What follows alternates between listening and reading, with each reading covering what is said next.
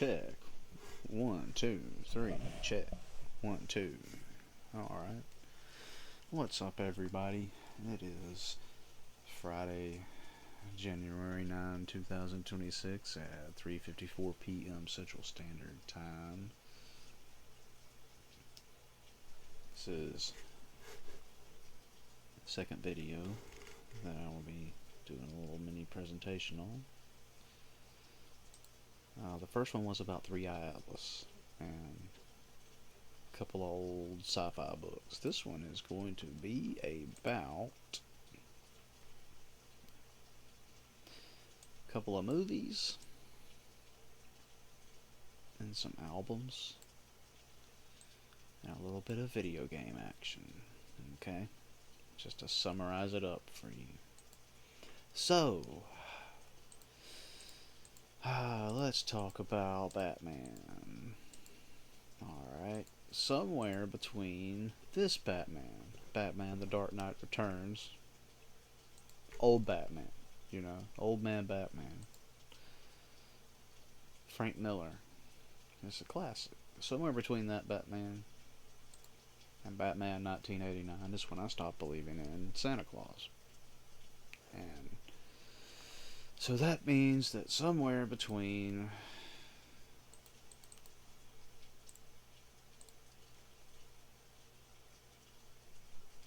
when was it? Did this come out? Did this come out in 85? 86. Okay, so somewhere between 86, probably a little later than that, because it didn't. It was all in one big bundle whenever I saw it. It wasn't in a 4-issue miniseries. So let's just say 87. So between 87 and 89. So that would be between when I was 6 and 8 years old. That'd be when I stopped believing in Santa Claus. And that was sort of my first thing that made me think that stuff could be different than I thought it was. Alright? And let's see. Dick Tracy. Let's see, 1990, when Dick Tracy came out. I remember this coming out. I was a kid, obviously. I was 9. I believe it came out in the summertime. Yep, June 13th. I remember they had some McDonald's toys. That was interesting. Honey, I Shrunk the Kids came out in 1989.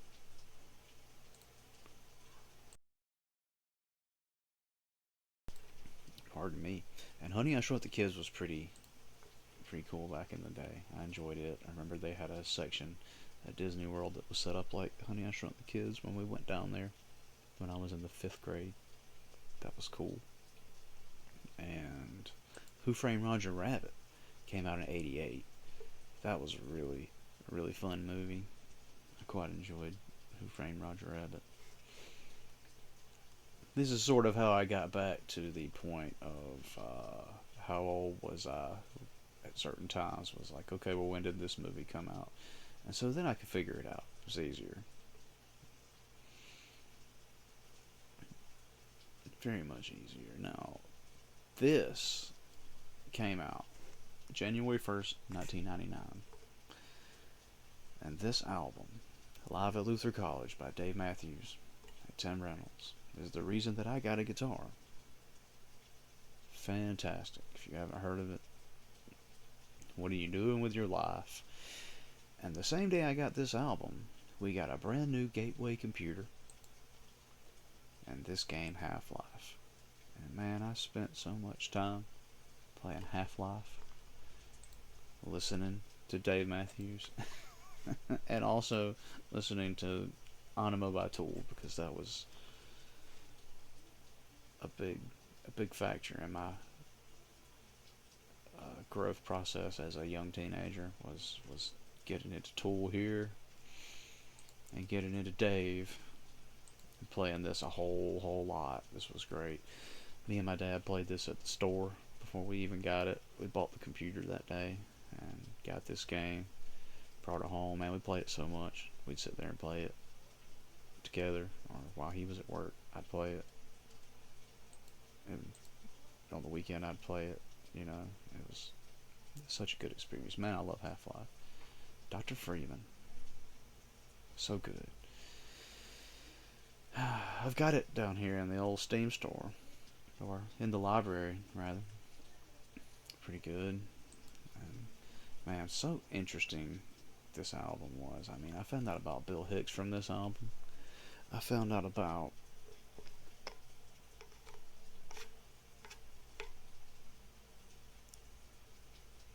well, I found out about a lot from this album.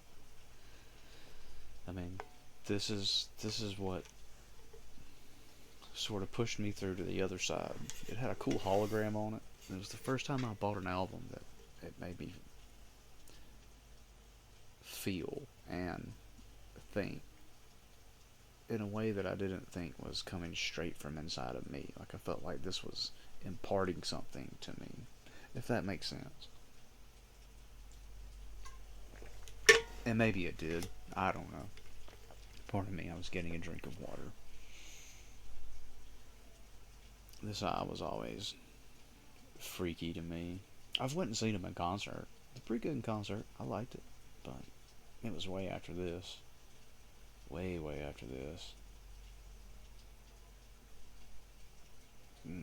13 years. 13 years after that. So, this album and this album basically bookended my high school experience. This came out my senior year, and this came out my freshman year, and this came out my senior year. Man, we played, like I said, we played that so much. It was great. Now, the Nintendo 64 came out in 1996, so that would be freshman year. So 1996, we all got these our freshman year, and we played them till graduation. The Super NES, it came out in 1991. That was when I was in the 4th grade. Very cool. The Game Boy came out in '89. That's when I was in the, oh man, what would that be, 2nd or 3rd grade? I was young, man. I was young. I remember being excited about it, very excited about it. And yeah, good times. uh, the NES was, we had that when I was in kindergarten. We had the one with Mario and Duck Hunt, obviously. And man, my grandmother and my uncle, man, they're so cool. They had the original NES. They had Metroid and Legend of Zelda and Wizards and Warriors and gosh, what else did they have? They had like all the Mike Tyson's Punch Out and Master Blaster or Blaster Master, whichever one it was. Man, they had all the good stuff, and they sort of kept up with the consoles up through. They've got a Wii. That's the last one they got, I believe, was the Wii. But man, they had that stuff, and they played Zelda and Metroid, and where we'd get stuck, they'd have little solutions. It was great. Nintendo Power was awesome. It was so much fun, man. But it's like these games came out specifically. Like this came out when I was in kindergarten. Okay, so the generation of people of the class of 2000 got Nintendo in kindergarten. We got Game Boy in 2nd to 3rd grade. We got Super Nintendo in 4th grade. We got Nintendo 64 in 9th grade. And then PlayStation. I didn't even look up PlayStation because I didn't have a PlayStation. I had PlayStation 3. That's when I first got onto the PlayStation bandwagon. But I was more of a Nintendo guy, so there you go. There's that. And what made me initially curious was the fact that I was in some of this other research I was doing. I was curious as to when the Soviet Union fell, and that was 1991. So I was looking up what I was doing in 1991, and what I was doing in 1991 is playing Super Nintendo. And before that, I was playing Game Boy.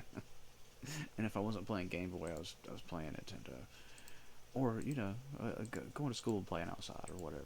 But this is how I was able to trace it back in my dysfunctional retarded way. It's through pop culture. But hey, That's how it goes, right? And if you don't know about Dave Matthews Band, or rather Dave Matthews Live at Luther College, you better go find out, because it's nice. And don't sleep on The Dark Knight Returns. It's a cartoon movie now, so check that out. And Dick Tracy is pretty lame now, but we do have the watches. We got walkie-talkie watches now. Honey, I Shrunk the Kids. Still can't, to my knowledge, ride on bees, but I do like oatmeal cream pie, so I'm like say okay on that one. Who Framed Roger Rabbit is always gonna be right there in the middle of my heart. Okay, so alright. Excellent. We got 5 minutes. Trying to keep this stuff under 20 minutes. So we're at 10 minutes. So let's talk about... this is some of the stuff I'm gonna be showing is... Well, I'll tell you what, we can cover some of this in just a couple of minutes, right? Alright. So everyone's heard of Sigmund Freud, right? Sigmund Freud.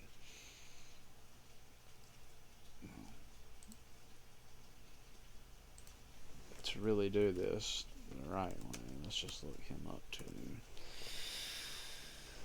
So I can just read it. Alright, so this is from Wikipedia. Yeah, this is from the official Wikipedia. Alright. He was, let's see, born 6 May 1856 to 23 September 1939, was an Austrian neurologist and the founder of psychoanalysis, a clinical method for evaluating and treating pathologies seen as originating from conflicts in the psyche through dialogue between patient and psychoanalyst, and the distinctive theory of mind and human agency derived from it. Early life, and interesting. So he invented... Okay. Invented that. Some interesting stuff in those first 2 paragraphs, alright? So he invented psychoanalysis and whatever other, I'm no psychiatrist or neurologist. So I'm too stupid to understand this stuff. Okay? I'm just a dummy from Alabama. I know what I know. I'm not a neurologist. Definitely too stupid to understand someone from Austria smart enough to be a neurologist who invented something that's an entire thing of its own now. Psychoanalysis, alright? Well, this guy had a nephew. His name was Edward Bernays, and he was known as the founder of public relations, of advertising, of marketing, essentially. So, man, I mean, you don't even have to click on the... Alright, well. He was also an Austrian-American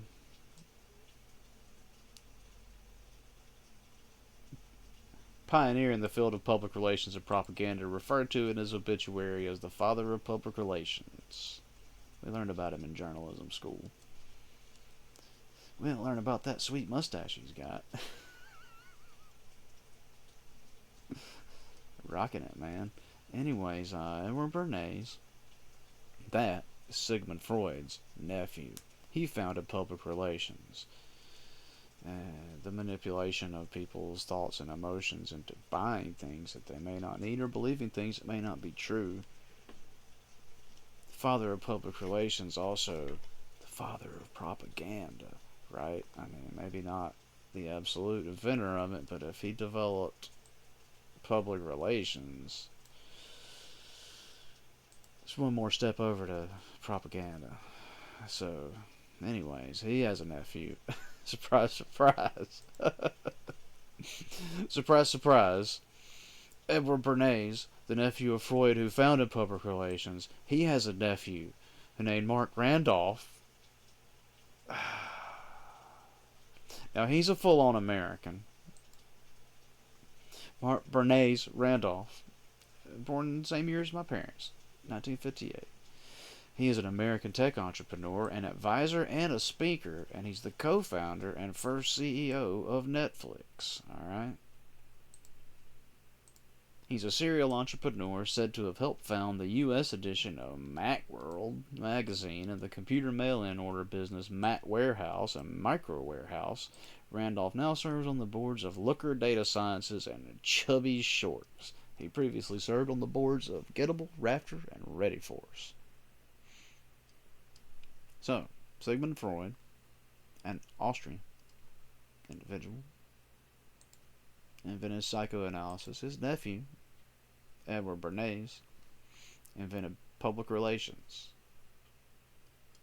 which is essentially shaping your appearance and perception by the public, right? So, telling people what you want them to see and hear and think, right, about you, or whatever entity you represent. So, propaganda. He has a nephew named Mark Randolph, who is the co-founder and the first CEO. So back in the disc days, back when they'd mail you a CD, y'all remember that? I do. First CEO of Netflix. Okay? Netflix is very, very influential. I mean, look at it. And it's been pretty popular in the news lately too. You know, there's some kind of thing with Warner Brothers Discovery, something. Anyways, there's that. We're at 17 minutes. I think that's about long enough. I'll put the next thing on the next video. Anyways, that's enough for right now. I hope y'all having a good day. Happy Friday, and thank y'all for coming by. And I will see y'all next time.